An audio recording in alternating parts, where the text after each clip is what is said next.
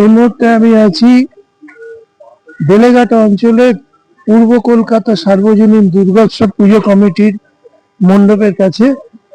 আজকে এই পুজোর শুভ উদ্বোধন আছে। আমরা সংবাদ সোচ্চারের পক্ষ থেকে এই অনুষ্ঠানে এই মুহূর্তে উপস্থিত হয়েছি। আমরা একটু জানার চেষ্টা করব উদ্যোক্তাদের কাছ থেকে এই পুজোর যে থিম পাড়াপাড় সেই সম্পর্কে। এই পুজো মণ্ডপে যে থিম, সেই থিম হচ্ছে পাড়াপাড়।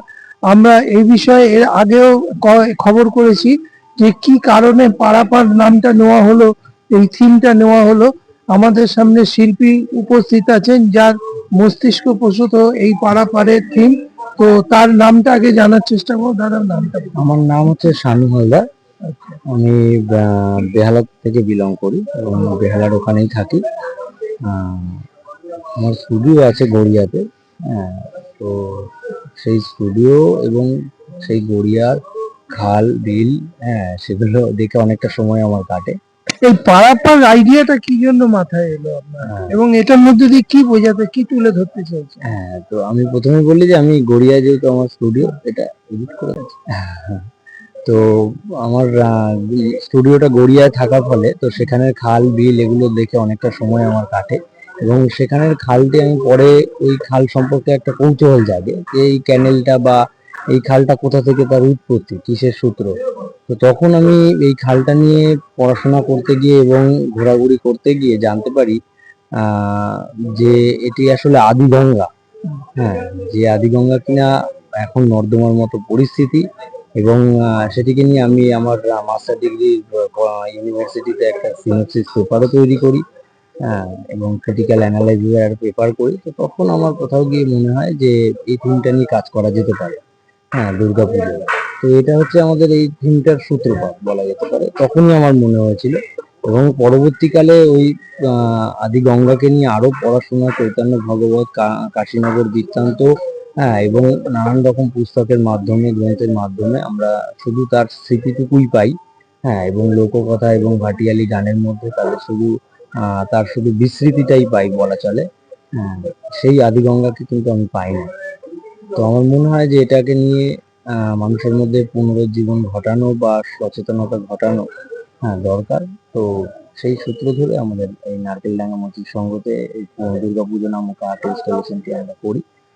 আমরা 3 জন মিলে এই কাজটি করি। আমাদের এখানে প্রতিমা শ্রেয়া মজুমদার, হ্যাঁ, এবং ভাবনা রূপায়ণ বিট্টু দাস ও শানু হালদার। এই যে পুরো বিষয়টা আপনাদের রেডি করতে কতদিন সময় লেগেছে? বলা চলে আমরা মার্চ মাস থেকে এটার পেছনে আছি। তার আগে থেকে তো অবশ্যই আমার পেপারটা রেডি করতে অনেক সময় লাগে। তারপরে মার্চ মাস থেকে আমরা এটাকে নিয়ে আরো উদ্যোগ হই এবং নাকিলডাঙ্গা মৈত্রী সংঘ এটা অ্যাকসেপ্ট করে যে তোমরা এটা নিয়ে কাজ করতে পারো। তো তারপর থেকে আমাদের এটা একটা 6 মাসের জার্নি দুর্গাপুজো নিয়ে। তার আগে জার্নিটা অনেক বড়। এই যে থিমটা করেছেন, এই থিমে মোটামুটি ভেতরে যেমন দেখছিলাম আপনারা একটা নৌকো পাটাতনে একটা বানিয়েছেন, তারপরে দেওয়ালে কিছু পুরনো আদিগঙ্গার ছবি তুলে ধরার চেষ্টা করেছেন।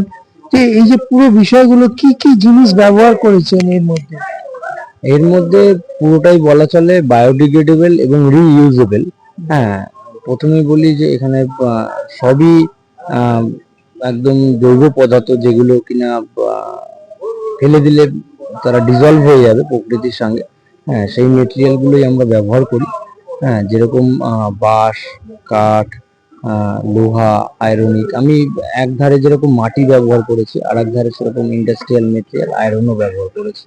হ্যাঁ, তারপর আমাদের যে নৌকোটি ব্যবহার করা হয়, সেই নৌকোটা একদম নৌকো যেখানে পশ্চিমবঙ্গের সব নৌকো তৈরি হয়, হ্যাঁ, সেই বলাগড় থেকে নৌকো আনানো হয় এবং নৌকোটা আমি ইনস্টল করি দুটো পিলারের মাঝখানে। কারণ কোথাও গিয়ে সেই নৌকোর যে পথ, যে যাতায়াত, যে ট্রান্সপোর্টিংটা ছিল আদিগঙ্গাকে কেন্দ্র করে, যে জীবন ব্যয়বহুল ভাবে ব্যবহৃত হতো, হ্যাঁ, সেটি কোথাও গিয়ে এখন অবরুদ্ধ হয়ে রয়েছে। সেটি এখন অ্যাবান্ডান্ট নর্দমায় পরিণত হয়েছে। বলা চলে এক প্রকার ড্রেন তৈরি হয়েছে। তো সেটা গিয়ে খুব আমাকে নাড়া দেয়। গত কয়েকদিন আগেই প্রচন্ড বৃষ্টিতে গোটা কলকাতা শহর ভেসেছে, সেই সময় কি মনে হয়েছে কোথাও যদি আদিগঙ্গার ঠিক মতো সংস্কার হতো, আদিগঙ্গা যদি পূর্বের ন্যায় যে সেইভাবে বহমান হতো, তাহলে আজকে কলকাতার এত দুর্গতি হতো না, যেখানে জল জমা অবস্থায় মানুষের চরম দুর্গতি হয়েছে, কি বলবো? এটা নিয়ে আমি একটা সেমিনার দেখি, যেখানে সঞ্জীব চট্টোপাধ্যায় মানে জিওলজিস্ট উনি। হ্যাঁ, তো উনি ওই সেমিনারে বলে এবং আমাদের জলের, হ্যাঁ, মাত্রা নাকি 69 মিলিমিটার গ্রো করে গেছে এবং যার ফলে সুন্দরবন তথা বে অফ বেঙ্গলের মানে তীরবর্তী অঞ্চলে যত মানুষজন আছে তারা অনেকটাই পাড়ের দিকে চলে এসছে এবং গঙ্গার জলও ক্রমশ অনেকটাই বেড়ে গেছে। হ্যাঁ, 69 মিলিমিটার সেটা বলেছিল আজকে থেকে 3 বছর 4 বছর আগে। তো এখন আরো হয়তো বেড়েছে 1 মিলিমিটার সম্ভবত। তো আদিগঙ্গার রূপটা আমার মনে হয় যদি সেইভাবেই ট্রান্সপোর্টিং এর জন্য ব্যবহার না করেও সেটিকে যদি সত্যিই গঙ্গা রূপিত ভাবে যদি আমরা সংরক্ষণ করে রাখতে পারতাম, তাহলে হয়তো এতটা জলমগ্ন কলকাতা হতো না। কোথাও গিয়ে মনে হয়েছিল যে হ্যাঁ, আমি তো নৌকোটা শুকনো জায়গায় বসিয়েছি, জল নিজের থেকে চলে এসেছে নৌকোটা চলার জন্য। কতটা আশাবাদী আপনাদের এই? দেখুন, আশা তো সবাই সবাই করে, সবাই আশায়ত ভাবে হয়ে থাকে, বাকিটা আপেক্ষিক পুরস্কার। একদমই তাই, আশা সবাই করে, আশা এনাদেরও আছে যে প্রচুর মানুষের সমাগম হবে। আমরাও চাই পূর্ব কলকাতা সার্বজনীন দুর্গোৎসব কমিটি, যারা বছরভর নানান সামাজিক কাজের সাথে নিজেদের যুক্ত রাখে, সেই কমিটির এই পুজো যাতে এবারে কলকাতার শ্রী পুজো হিসেবে যাতে ঘোষিত হয়, আমরা আশা করব সেই দিন। ক্যামেরায় সুভাষিস ঘোষ, সংবাদ সোচ্চার.com।